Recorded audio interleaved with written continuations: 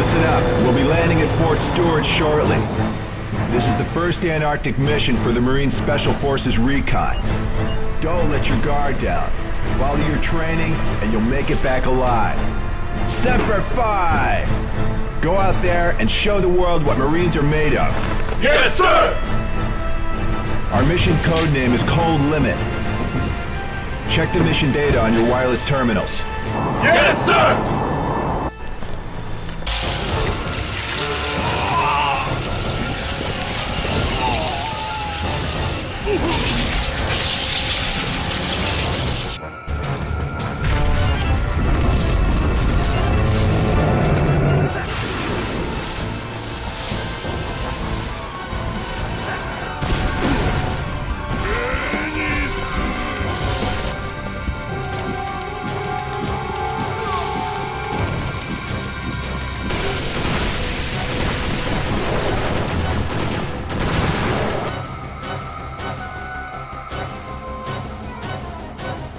Well, hello everyone, this is Core, and we're back with yet another review, this time on one of my absolute favorite underrated gems on the PS2, that being Extermination. Some long-term viewers may recognize this game, as it was the very first game I ever reviewed back in 2018, when I first started seriously making content, and boy was that video rough. Fairly diverse range of them and the bosses, ranging from small creatures known as the Bug, whose primary purpose is to spread the infection and cause havoc, to behemoths that tower over you and rain fire. I still stand by a lot of what I said, but that $20 shitty snowball mic, the monotone speaking voice, the 30 FPS 480p resolution just making the visuals look like ass, yeah, it's time for an overhaul and to do this game some actual justice. But before we begin, I'd like to thank Kato Phoenix for her lovely artwork and ask y'all to support her content down below, as well as to be sure to boost the video to share this game and me with more people. Now let's start with the story and development history, shall we?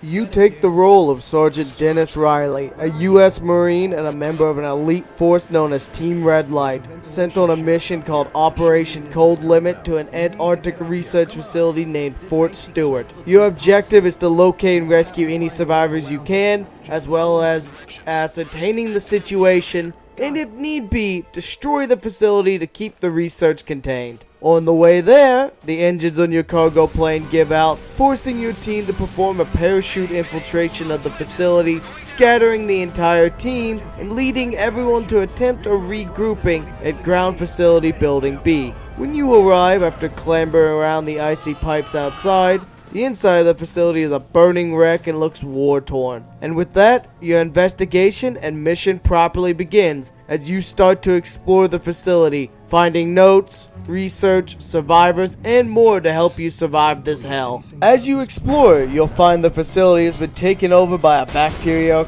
called HO213. Now most of the staff is dead, or worse, still stalking the halls, searching for new victims to infest and make part of their twisted ecosystem. This stuff is so nasty and potent, it can even infect the environment and machinery such as turrets and use them against you. This game was heavily inspired by films such as John Carpenter's The Thing. It's a great example of body horror to be found on the system. Actually even coming out a year before the official The Thing video game came out, being released in 2001. This game has pretty nice graphics for the system, especially so early in the lifespan, and the game was actually used at trade shows before the PS2 was released to act as a showcase of the PS2's power and how much of a step up it was over the PS1 and the last generation as a whole, and I think it does a pretty good job of it. Now let's dive into the gameplay.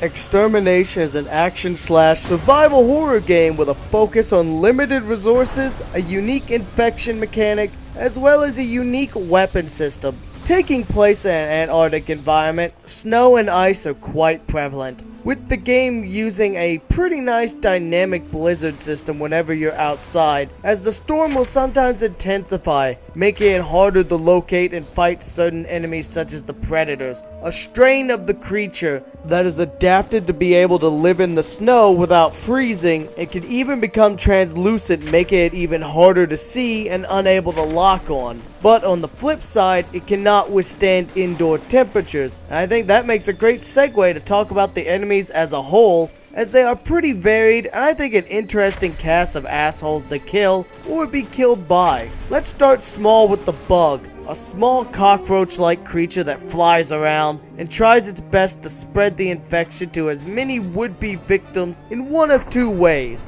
Either it shoots a ball of green infection goo at you from a distance, or it and its friends will try to latch onto your chest. If you don't shake them off quickly, they'll explode, dealing a massive amount of infection damage as well as HP damage. And trust me, you do not want that infection gauge to reach full. While it will not instantly kill you, a growth will erupt out of your back and you will now be on a timer to make a mad dash to the nearest MTS vaccine administration station. Because if you do not find one and administer a vaccine in time, you'll die and become another monster stalking these halls. Though the timer works by cutting your max HP from 100 to 60 and will continuously be dealing damage like poison in Pokemon, and slowly drains your health. You can buy more time by using an HP item, but this will not reduce infection once it reaches that stage. So that's another thing. There's 5 different health items in game,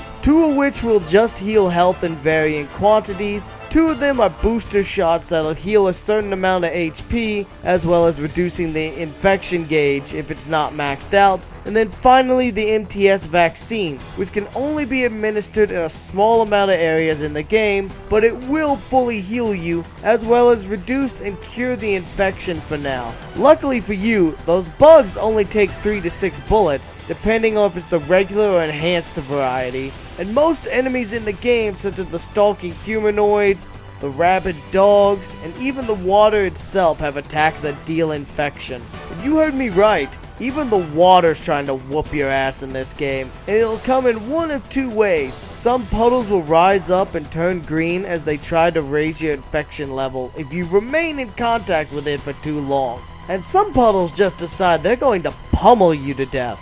The water will literally come alive and beat your ass. Now that's a unique environmental hazard if I've ever seen one. There's actually even a 3rd way the water tries to kill you, and that's by providing a buff to other enemies.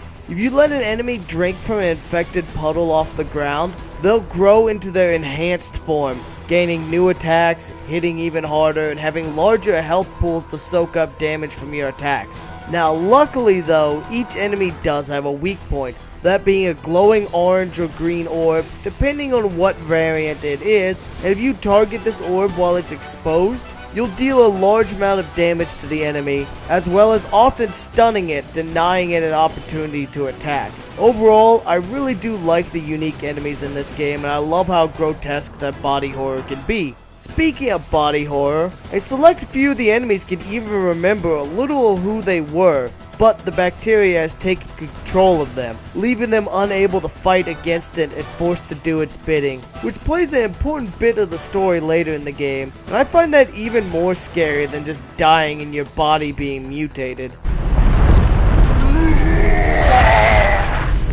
Dennis.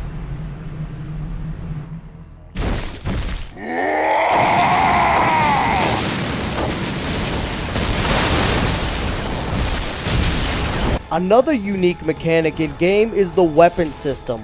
Your primary weapon is your M4, also known as the SPR4, a modular weapon system favored by the US military, and this game puts that fact to good use, as all of your special weapons are attachments for this gun, which means your M4 will always be available to fire and fight with, and luckily it's the only weapon that can be refilled an unlimited amount of times at special ammo depots, while other attachments are limited and have to be found in the environment. The first under attachment is a basic foregrip, but it does come with a handy dandy flashlight to help you see and fight in those pitch black holes that you'd rather not see in. The next weapon is a Master Key shotgun, perfect for chunking away at some of the tankier forms, followed by a classic flamethrower. always a good choice for roasting and toasting those body-snatching parasites. There's actually 2 grenade launchers found in the game. The classic M203 bloop tube, which has 1 shot,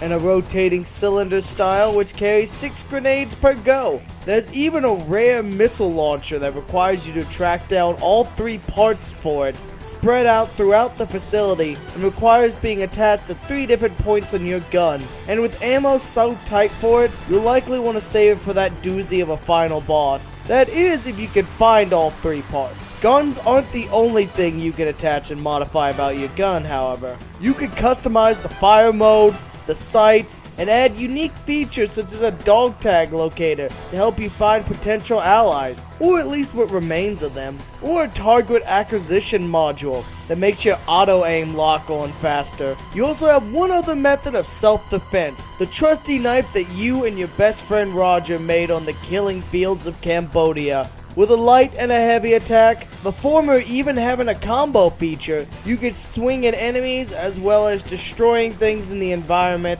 such as cutting the cables of turrets to render them inoperable, or to smash padlocks letting you open up new paths. Speaking of paths in the environment, I do really love how open and explorable this game is. The game has its own parkour system letting you climb up walls and boxes, and jump across the room or cliffs. There's even a section where you can scale up a sheer icy cliff. There's vents that lead to new areas and hidden loot all over the place. They really made good work with making their world feel expansive, despite the locale being composed of many tight corridors or open ice fields. One last little touch I'd like to mention is that you even have the ability to dodge incoming attacks if you run and press the X button fast enough to roll out of the way of incoming damage, which is a nice quality of life feature. For such an early title, the gameplay of Extermination is honestly pretty good, and there's even a ton of little details that I love.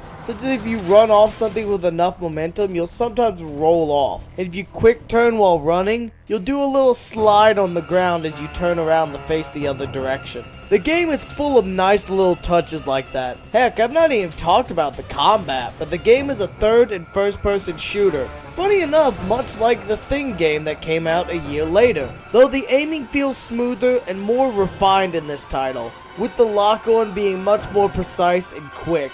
Though you sacrifice the run and gun of the Thing, being forced to stop in place to launch your attack. Now, as much as I've gushed about the gameplay, it's not all sunshine and rainbows. Like any old horror game, it's certainly got its share of jank.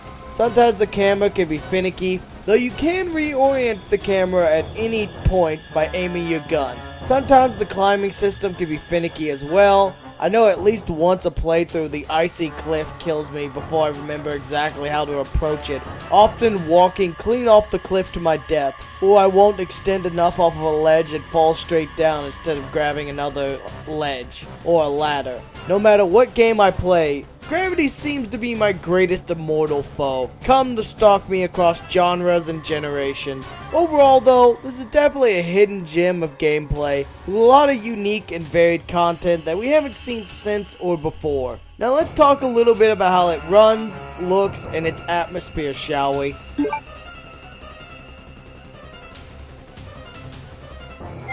Now, atmosphere-wise, I do enjoy this game greatly. I love the dark ambience, I love the mixture of wrecked and burning facilities, the blinding blizzards that conceal new deadly threats, and the messy biological contagion that is spreading across the facility, taking it over inch by inch, and terraforming it into a hive of mutagenic hell. The visuals for the time are pretty damn solid and very immersive. The soundtrack is still one of my favorites of this generation of horror games, with many tracks being memorable and fitting.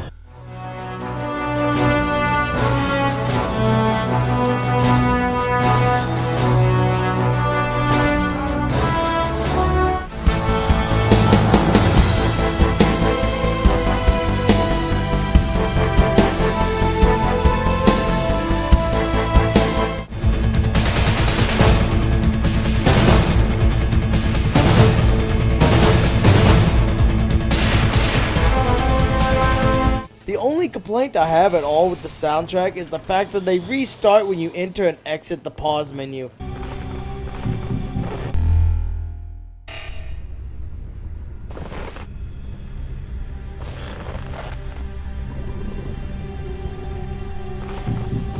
But when those tracks reach their crescendo, ooh boy are they great. I especially love the one with the heartbeat, the pulse of either your character or the monster at the heart of the facility. Some of the boss tracks also have some wicked guitars and memorable beats as well, trying to pull at your emotions. I remember vividly as a child, this game would scare the shit out of me. So much so that while playing the demo, I would often hide in the starting area with Roger for long periods of time. Something about those bugs just freaked me out. Maybe why I hate so many insects as an adult now. Hell, the only thing I can ever really complain about in this regard is that some of the voice acting is a bit lackluster, which 90s/2000s horror game, what game wasn't? Don't worry, I'm fine. What, you want me to prove it by kicking your ass? Look, just let me rest a minute, then I'll go to the infirmary. And hey, we had it better than the UK dub of the game. Those fuckers literally slowed the audio clips down to make the dialogue better match the lip movements, but it results in the voices going kind of robotic and slow. Plus, it's pretty weird for a bunch of US Marines to all have British accent. I am not informed of the details of the research. Monsieur Chen-1. Also, fun fact, Roger's voice actor in this game is also featured in Twisted Metal Black, I think is Mr. Grimm. It's been a while since I played that game, so I'd have to replay it to confirm. I just remember hearing his voice in that game. Overall, the atmosphere is really strong and a fun experience. If you're curious and want to know more about the lore and monsters of the game, be sure to check out my lore breakdown video on this game. It's the only one I've ever done, but I think I did a pretty decent job considering what limited information there is available in the game. Performance-wise, I have literally no complaints. The game runs well, I've encountered no frame drops, no lag, nothing that really impacted gameplay negatively. Hell, I've only ever encountered one bug in this game that isn't a fleshy monster, and that bug doesn't even hurt you. I don't know what causes it, but very rarely, I've only encountered it twice in my dozens of runs of this game, you'll reload your gun in just the wrong way and you'll have infinite ammo. At least till you accidentally try to reload, as you can manually reload your magazine at any time by clicking the left stick. That's a nice feature, by the way. But yeah, while rare, it can certainly be a beneficial bug. It can save you in a pinch, as now you have a magazine that will not run out of ammo. The first time I encountered it, I already had the full auto modification found way back on a live stream, so I was able to just fire it as much as I wanted any enemy that came at me without reloading. It was honestly very fun, so if you do somehow trigger it, just enjoy it till you mess it up one way or another. Now let's wrap this package up.